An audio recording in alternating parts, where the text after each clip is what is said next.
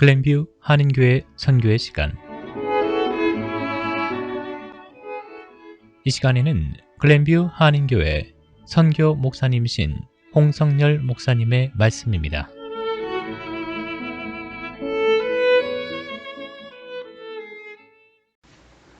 할렐루야. 애청하시는 성도님들께 은혜와 평강이 충만하시기를 축원합니다. 바로 오늘 1월 20일은 기독교 역사에서 또 하나의 큰 사건으로 기록되리라 생각합니다.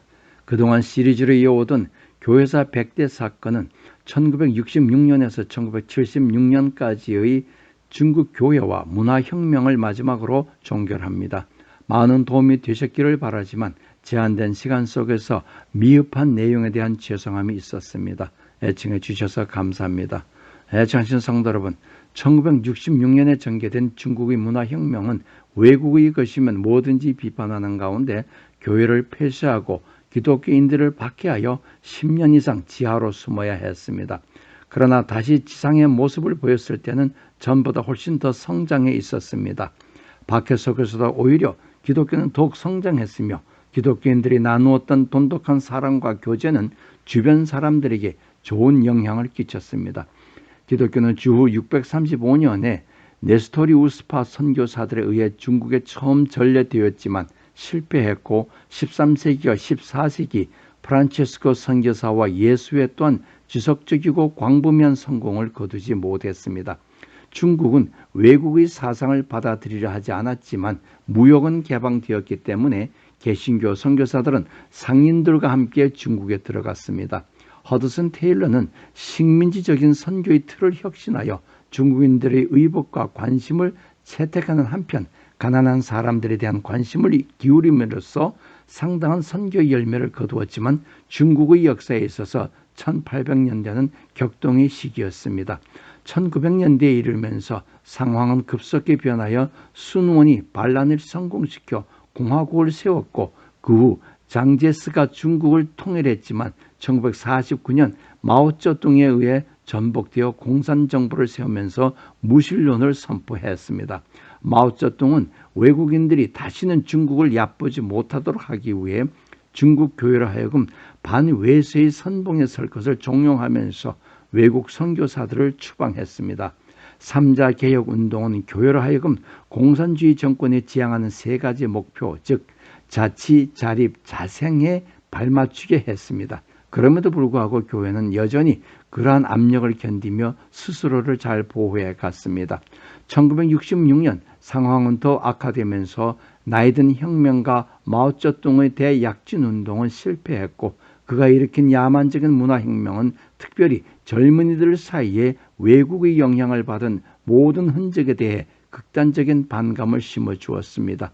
심지어 공산당 간부들도 탄핵과 체포를 면할 수 없는 가운데 대규모 폭동이 일어났고 학문과 예술 그리고 교회의 활동이 크게 위축되면서 모든 예배 장소가 폐쇄되어 기독교인들이 모임이 금지되었습니다. 마오쩌둥 자신이 사실상 신격화되면서 성경을 불태워졌으나 그의 어록은 읽히며 암송되었습니다. 문화혁명 정책은 1976년까지 이어졌으며 마오쩌둥과 그의 오른팔이었던 저우언라이가 그해 사망했습니다. 한때 옹곰파라고 해서 추방되었던 덩사평이 다시 권력을 잡고 현대화를 추진했는데 문화혁명을 주도했던 4인방은 모두 체포되어 재판에 회부되었습니다. 극단적인 증오심은 사라졌지만 기독교에 대한 중국의 반감은 여전했습니다. 1979년 교회 문을 다시 열도록 허용되었고 3자 애국 운동도 다시 시작되었는데 주교 KH 팅이 주도적인 역할을 했으며 그는 모든 개신교 교회의 일치를 역설했습니다.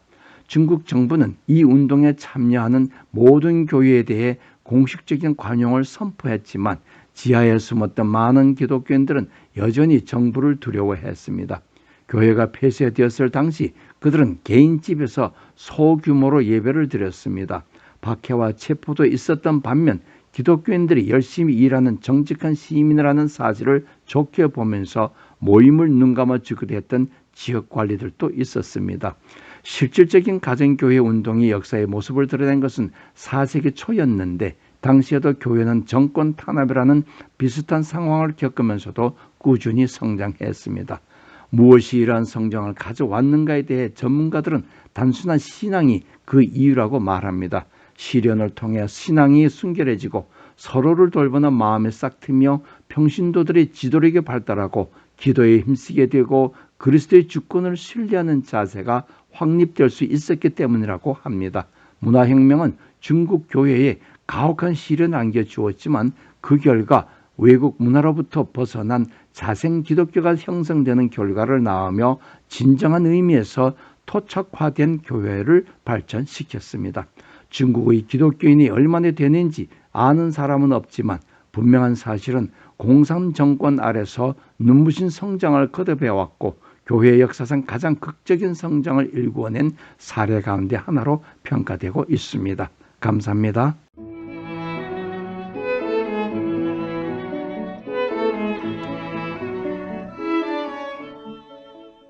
지금까지 글렌뷰 한인교회 선교 목사님이신 홍성열 목사님의 말씀이었습니다.